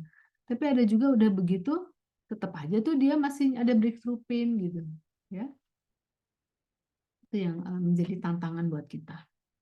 Oke, jadi sebagai ringkasannya, jadi nyeri ini eh, sering ya pada end of life patient, dan saya rasa juga nggak harus end of patient ya, sehingga pada akhir hidupnya itu dia nggak bagus ya, emosinya juga, fisikalnya ya, karena yang ini. Nah, walaupun keterbatasan, walaupun misalnya udah ada guideline-nya, udah ada opioidnya, tapi ternyata masih ada juga pasien-pasien yang under treatment, gitu ya, karena ketidaktahuan ini ya, saya rasa ketidaktahuan dari dokter atau perawatnya ya, atau mungkin kurang pengetahuannya, belum banyak belajar tentang ini gitu. Jadi semua pasien dengan nyeri ini harus ditangani dengan baik ya, harus juga dinilai dengan baik secara komprehensif yang tadi ya, di assess, reassess juga. Dan kita harus mengontrol optimal, meningkatkan kualitas hidupnya. Itu adalah tujuan dari penanganan nyeri ini. Baik, saya rasa itu yang dapat saya sampaikan. Silakan kalau ada yang bertanya. Terima kasih. Silakan mahasiswa, ada yang mau ditanyakan mungkin ya? Boleh dok, Mau izin. didiskusikan dengan dokter? Enggak. Siapa dulu? Kang dulu. Sinta dulu. Silakan Om Wisnu. Baik, izin. Terima kasih Dokter Iriani atas penjelasannya yang panjang lebar dan sangat jelas sebetulnya.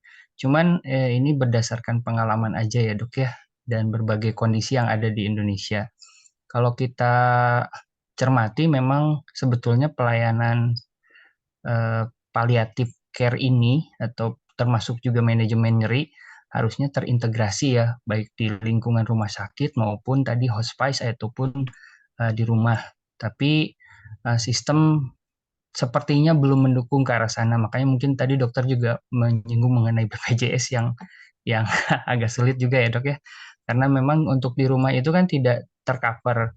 Nah akhirnya pasien-pasien rawat jalan itu berkunjungnya ke rumah sakit dan evaluasi yang bisa dilakukan itu hanya mungkin seminggu sekali, itu pun yang paling cepat ya dok ya. Nah berkaitan dengan manajemen pain ini memang banyak sekali ketakutan yang timbul ya, baik dari pasiennya maupun dari tanda kutip tenaga kesehatannya.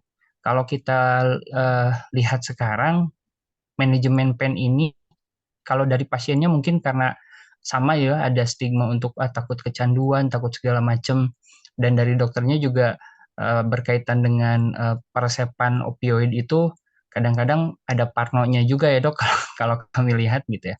Nah untuk pemberian manajemen obat ini kan ada beberapa jenis kanker yang bisa dalam tanda kutip hilang sepenuhnya ya dok ya, rescue lah. Misalnya kanker payudara sekarang kan terapinya sudah sangat maju, bisa sampai survivor itu banyak gitu ya.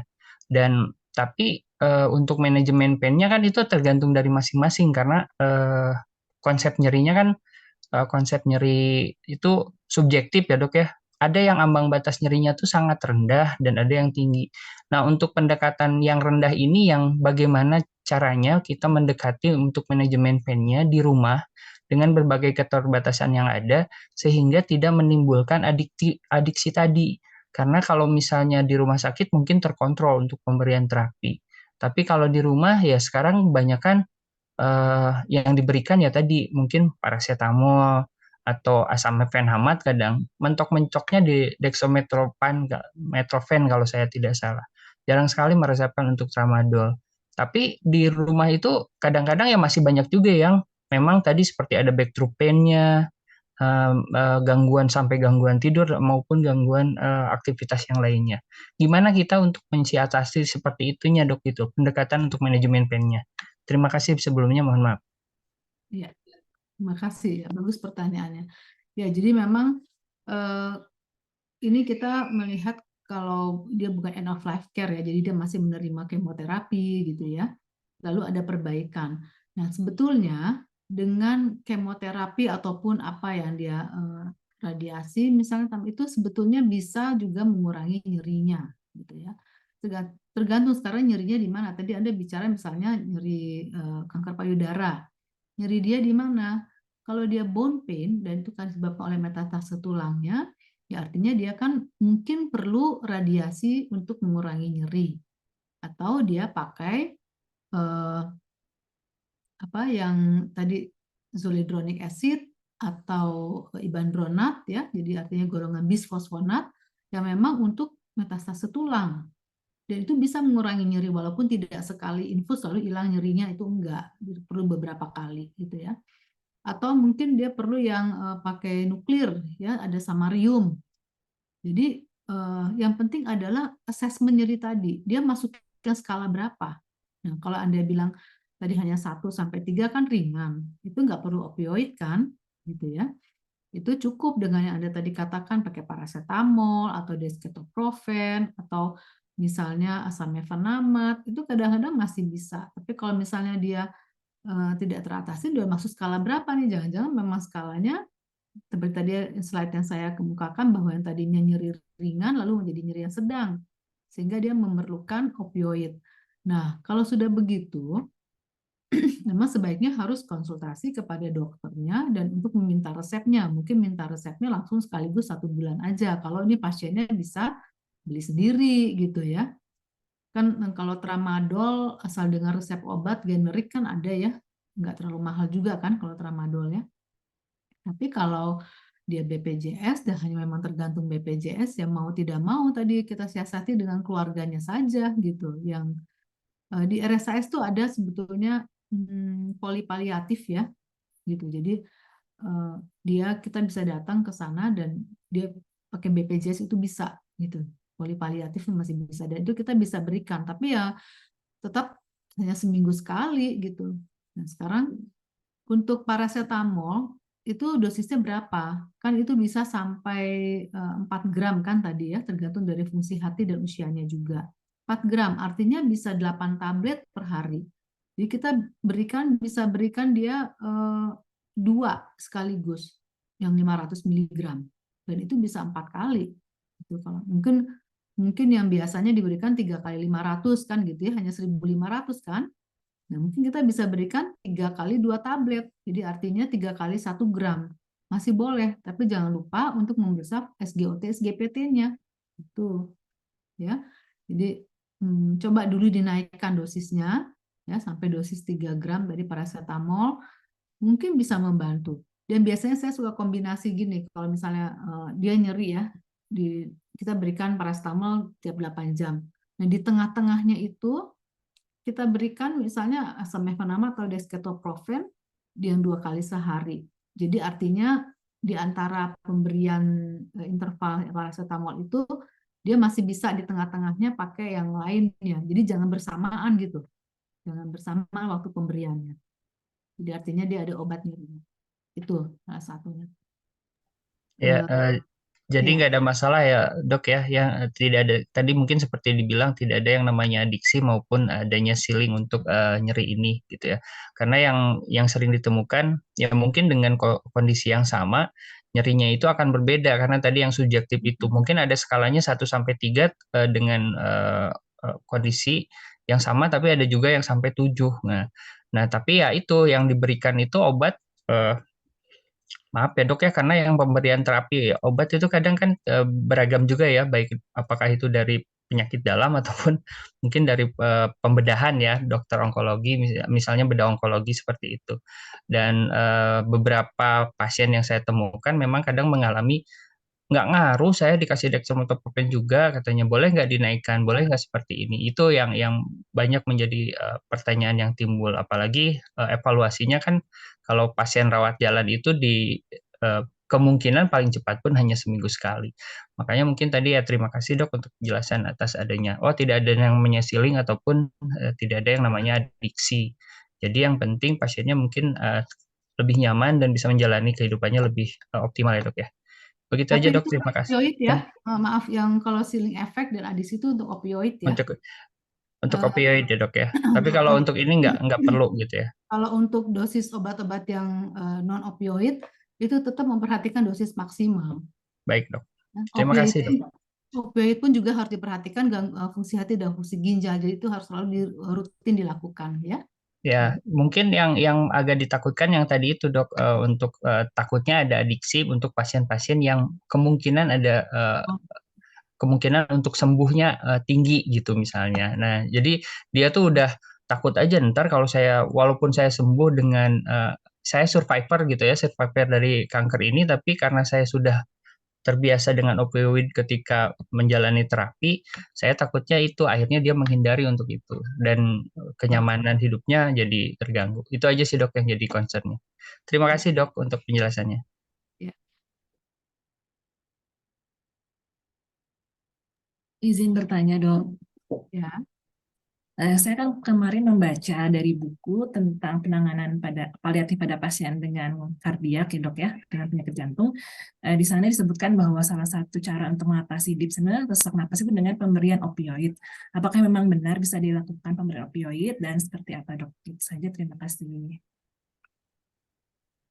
Ini penyakit jantung apa nih? Pemberian untuk apanya opioidnya? Untuk sesaknya? Ya, sesaknya, dyspnea. Yang heart failure dok, gagal jantung. Oh, untuk heart failure. Untuk diberikan opioid untuk mengurangi sesaknya. Karena jadi dengan tulisannya itu bacanya itu dengan pemberian opioid dapat sedikit menekan nafasnya, jadi nafasnya tidak terlalu banyak sehingga sesaknya berkurang gitu dok. Saya baca seperti itu dok. Memang benarnya seperti itu? Oh, ya memang kan. Tapi mesti hati-hati juga ya. Saya pikir maksudnya dia memang opioid itu kan salah satu efek samping depresi pernafasan kan. Itu salah satu efek sampingnya. Jadi itu diambil efek sampingnya. Tapi ya harus hati-hati juga gitu ya dalam dosis obatnya. Karena kalau kalau heart failure sebetulnya kan prinsipnya adalah cairan ya. Kalau heart failure itu kan antara preload dan afterload-nya gitu. Bagaimana kita mengurangi si beban jantung. Itu sebetulnya prinsipnya sih kalau yang heart failure. Jadi kalau penggunaan opioid untuk yang heart failure, apalagi yang acute heart failure sih tidak jadi panduan ya gitu ya. Saya sendiri belum baca jurnal tentang itu ya. Tapi kalau dia untuk dalam hal depresi pernafasannya, artinya cairannya juga harus dibatasi gitu. Karena kita kan harus bikin supaya beban jantungnya berkurang. Dengan beban jantung berkurang itu akan memperbaiki fungsi jantungnya juga gitu. Kalau untuk simptom mengurangi pernafasannya sih malah takutnya jadi dosisnya aja dulu berapa, mungkin dosisnya nggak boleh gede-gede ya gitu. Tapi itu nggak menjadi suatu guidelines kalau menurut saya. Mungkin itu salah satu pertimbangan aja gitu. Tapi nggak menjadi pedoman untuk diberikan opioid pada pasien heart failure. Kalau boleh saya tahu sih bukunya apa ya? Kita ya mungkin maksudnya. E-book dok. Jadi e-book itu judulnya Paliatif dan Kardiologi Intensive Care Unit itu dok. Nanti boleh lah. Mungkin nanti di share dengan Dr. Panji. Boleh di-share sih ya, saya baca ya. Apa. Atau mungkin itu untuk nyerinya juga gitu, atau hanya untuk pernafasan? Kalau di sana sih tulisannya bisa buat pernapasan, jadi tujuannya untuk dyspnea sih dok bilangnya di buku itu tuh, di e-book itu. Ya, cuma mesti hati-hati juga ya pada dosisnya seberapa, nanti depresi pernafasan malah nggak nafas lagi. Iya, malah efek sampingnya. Karena itu kan yang ditakutkan justru pada pasien, apalagi pasien paru tuh ya yang dengan sesak gitu, biasanya kita akan tanya ke parunya nih kalau kita mau berikan, bahkan kita mau berikan ini aja apa seperti tranquilizer aja kayak diazepam gitu, kita juga mesti hati-hati karena itu juga bisa depresi pernafasan ya, termasuk si opioid ini. Mungkin dengan dosis yang harus terkontrol dan saya rasa minimal ya dosisnya ya. Karena yang utamanya adalah penyebab sesaknya tadi kalau untuk jantung. Sih, Dok. Ya, ada lagi? Cukup? Ada lagi teman-teman? Izin bertanya dok dengan Oh, iya. Yeti. Enggak, mungkin dokter saya takut sih. Ya dok, mau bertanya terkait dengan pasien yang dirawat di intensif dok. Eh, Apakah pasien-pasien di intensif dengan pemberian sedasi itu sudah merupakan kecukupan untuk mengatasi skala nyeri? Karena ada pasien juga mungkin seperti pasien-pasien cancer yang masuk ke intensif. Jadi nggak usah ketika sedasi itu mungkin pengkajian nyeri juga kan akan menggunakan tool bukan NRS lagi, tapi kadang pasien itu datang ke intensif dengan bukan kansernya aja gitu dok. Ada yang udah dengan misalkan kanker mami, udah dengan tamponade, udah dilakukan tindakan gitu. Akhirnya pasien perlu pemasangan ventilator, biar tidak fighting, dikasih sedasi gitu. Nah di situ apakah kita masih perlu untuk pemberian analgetik gitu? Kalau misalkan dengan sedasi itu apakah sudah cukup? Mungkin itu dok pertanyaannya. Terima kasih. Ya, terima kasih. Ya, sering lah ya pasien-pasien kanker ke ICU ya dengan segala macam komplikasinya. Kalau memang dengan sedasi itu dia bisa tidur, gitu ya, artinya ya dia sudah cukup kan, dia nggak akan nyeri gitu. Sama saja dengan kayak opioid tadi kan memang salah satu efek sampingnya kan bikin tidur kan dianya. Jadi kalau misalnya dia bisa tidur, ya berarti dia udah gitu, udah teratasi, kita nggak usah berikan lagi. Tapi pada saat dia sudah mulai bangun, nah itu boleh kita tanyakan, Bu masih nyeri? Nah itu baru kita nilai lagi gitu nyerinya seberapa. Apakah cukup kita memberikan acetaminophen aja gitu, atau perlu NSAID, atau seberapa skala nyerinya, atau perlu kita tambahkan opioid ringan. Jadi selama pasiennya tidak sadar dan tenang, ya udah kita dengan obat-obatannya aja jalan, kita nggak usah berikan apa-apa lagi. Gitu. Kecuali kalau pasiennya sudah mulai bangun bisa kita tanyakan. Itu sering sekali. Jadi malah kadang-kadang kebutuhan yang tadinya nih dia pakai morfin oral misalnya, lalu dia perlu ventilator, ada pneumonia misalnya, lalu masuk respiratory failure, dia harus pakai ventilator dan awalnya diberikan sedasi, ya mungkin morfin itu biasanya saya lepas saja gitu, supaya kita bisa lihat baik morfin maupun antiemetiknya gitu ya, saya lepas dulu sampai kita lihat aja perkembangannya. Nah pasien nanti udah bisa bangunnya, dia tenang-tenang aja, tanya ini enggak nyeri, ya sudah kita nggak usah berikan. Ya. Malah lebih, saya kalau dia pakai ventilator pakai sedasi malah lebih enak buat dokternya. Maksudnya DP yang awalnya ya kan biasa kalau di ICU kan suka diambil alih oleh anestesi ya. Gitu. Malah lebih enak. Oh ya dok, terima kasih. Tapi kalau misalkan kadang saya juga suka melihat dengan sedasi juga suka masih dibarengin dengan analgetik gitu.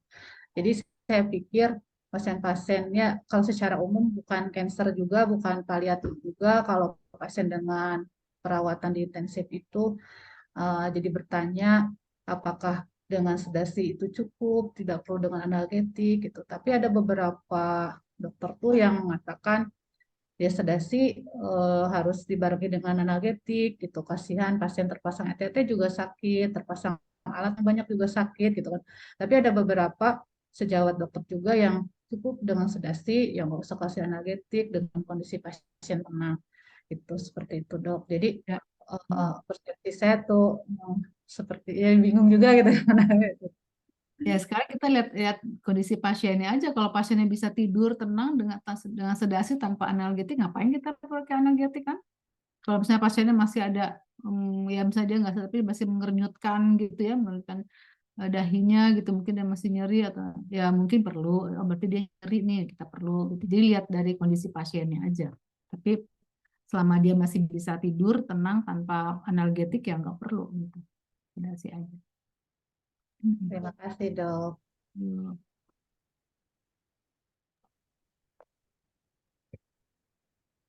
Sudah? Mungkin izin Bu satu lagi Bu. Dok, Boleh Bu? masih ada waktu satu lagi? Ya emang nggak, satu lagi Oh, boleh. enggak. Ya, ini Dok izin bertanya terkait dengan tadi fentanyl patch ya Dok ya. Eh, Kadang-kadang di lapangan juga terkait dengan fentanyl patch ini ada beberapa yang eh, yang pemberiannya itu maksudnya penempatannya Dok. Jadi sebenarnya seperti apa sih penempatan fentanyl patch itu untuk pasien-pasien yang eh, untuk mengurangi nyerinya gitu Dok, yang efektifnya di mana? Terus ada yang pas pergantian itu ada yang mereka pas eh, 72 jam itu langsung dilepas, ada yang 12 jam sebelum habis itu dilepas dulu, enggak dilepas, dipasang yang barunya gitu Dok. Nanti baru yang lamanya kalau udah 72 jam lepas. Jadi apakah itu nanti kira-kira takutnya kelebihan dosisnya atau seperti apa nanti Dok efeknya? Itu mungkin Dok. Tadi mungkin penjelasan terkait dengan fentanyl patch terkait dengan pemasangannya kayaknya belum terlalu ini Dok. Belum terlalu dijelaskan. Ya, ya ini sering sekali ya fentanyl. Sekarang orang udah kebiasa pakai koyo gitu ya. Iya Dok. Jadi apakah baiknya diberikan di tempatnya sakitnya? Jadi kalau misalnya sakitnya di punggung, tempel di punggung gitu ya. Terus sebetulnya tidak, dia kan bukan koyo ya. Jadi dia kan transdermal. Jadi artinya dimanapun dia diberikannya, itu dia akan diserap lewat kulit gitu kan. Jadi nggak walaupun dia sistemik gitu. Jadi seperti kita IV aja gitu. IV kan nggak diberikannya di vena yang dekat tempat yang sakit kan tidak gitu. Nah sama transdermal fentanyl ini juga dia mau ditempel di dada dan sebaiknya mau di permukaan yang rata supaya tetap baik ya posisinya gitu ya. Tahan lama bisa sampai 72 jam. Jadi kalau nyerinya di punggung gitu ya, nyerinya di bokong ya taruh di dada gitu. Dan bulunya, kalau ada bulu badannya harus dicukur dulu gitu. Ya. Jadi nggak harus di tempat yang sakit. Tapi kalau misalnya itu membawa efek psikis pada pasien, dia lebih ya boleh-boleh saja, bukan artinya nggak boleh gitu. Boleh aja kita tempeli di punggung. Cuman nanti kan susah ya, artinya kita mengontrolnya, takutnya lepas gitu kan, kegesek-gesek kalau dia tidur. Kalau di depan kan nggak terganggu kan, kalau di belakang kita selalu bisa kontrol tiap hari, terus juga nggak tergesek-gesek. Kalau di belakang itu takutnya nanti dia miring kiri atau dia terlentang gitu kan, lalu kegesek lepas gitu. Jadi sebaiknya memang kalau saya sih lebih menyukai untuk menaruhnya di dada aja gitu, di tempat yang rata ya. Dan gampang kelihatan, gampang kita kontrol. Dan mengenai tadi, jadi kapan kita menggantinya kan memang 72 jam. Jadi fentanyl patch ini kan begitu dipasang nggak langsung bekerja. Makanya biasanya untuk mengatasi nyerinya kita pakai yang bolus dulu gitu ya. Apakah itu bisa, tidak harus selalu opioid, tapi kita bisa juga memberikan misalnya kayak dextroprofen bolus dulu gitu ya, kalau dia masih bisa atasi dengan dextroprofen. Lalu sambil pasang fentanilnya gitu, fentanyl patch-nya. Fentanyl patch itu kan baru bekerja 8 jam kemudian kan, 8 sampai 10 jam kemudian kan gitu. Jadi selama dia belum bekerja, ya itu kita bisa pakai yang analgetik yang lainnya dulu, yang tentunya immediate release gitu ya, yang cepat onset kerjanya untuk mengatasi nyeri akutnya dia. Nah, nanti untuk nyeri yang kronisnya itu diatasi dengan fentanyl patch tadi. Nah, pada saat 72 jam setelah dia dilepas, sebetulnya dia masih ada efeknya gitu. Jadi nggak langsung hilang. Jadi dia dikatakan bahwa memang masih ada efeknya sekitar 6 sampai 8 jam. Jadi artinya menggantinya ya pas kita copot baru aja ganti, karena dia dari efek yang lamanya itu masih ada gitu. Jadi nggak usah diberikan 12, apalagi 12 jam gitu ya sebelum kita akan cabut yang lamanya, nggak usah. Jadi tetap aja udah 72 jam copot yang lama ganti yang baru gitu. Jadi masih ada efek dari yang lamanya itu untuk mengcover sebelum si yang barunya itu bekerja. Ya, jadi itu juga untuk menghindari adanya kelebihan dosis. Baik, terima kasih dok. Baik, tidak ada lagi ya. Oke, terima kasih banyak Dokter Panji atas deskripsi dan diskusi yang sangat bermanfaat bagi kami. Saya juga belajar dari tadi mendengarkan. Nanti kita utang ya buku ke Dokter Panji tapi saya tadi baca sekilas bahwa ini sebenarnya untuk terapi opioid untuk berkaitan dengan breathlessness atau untuk mengurangi sesak napas itu biasanya diberikan pada pasien COPD pada fase terminal. Hanya mungkin di awal-awal untuk memberikan rasa nyaman pada pasien supaya tidak sesak sekali. Jadi ini efeknya lebih ke arah di ujung di end of life mungkin ya dok ya. Dan ini memakai logika bahwa opioid ini bisa meningkatkan sirkulasi, memperlebar pembuluh darah di paru-paru. Nanti coba Bu Sinta ini bukunya dikasihkan ke Dokter Panji, saya nanti yang kasih. Itu saja dok, mungkin terima kasih banyak, jangan bosan-bosan untuk terus membantu kami di Fakultas Keperawatan di S2 terutama atas nama Dekan Fakultas Keperawatan Profesor Kusman Ibrahim. Tadi saya ketitipan salam untuk menyampaikan salam dan terima kasih banyak pada dokter. Semoga sukses terus, sehat terus. Ya, semoga bermanfaat ya untuk semuanya Iya, ya. sangat bermanfaat. Kebetulan saya ada rekamannya, boleh ya dok ya direkam untuk pembelajaran. Ya, baik ya. Oke, Iya, saya bisa mangga. pamit ya. Iya, Oke. mangga. Makasih Ya, banyak terima kasih dok. banyak Terima kasih dok semuanya. untuk penjelasannya materi. Assalamualaikum. Waalaikumsalam.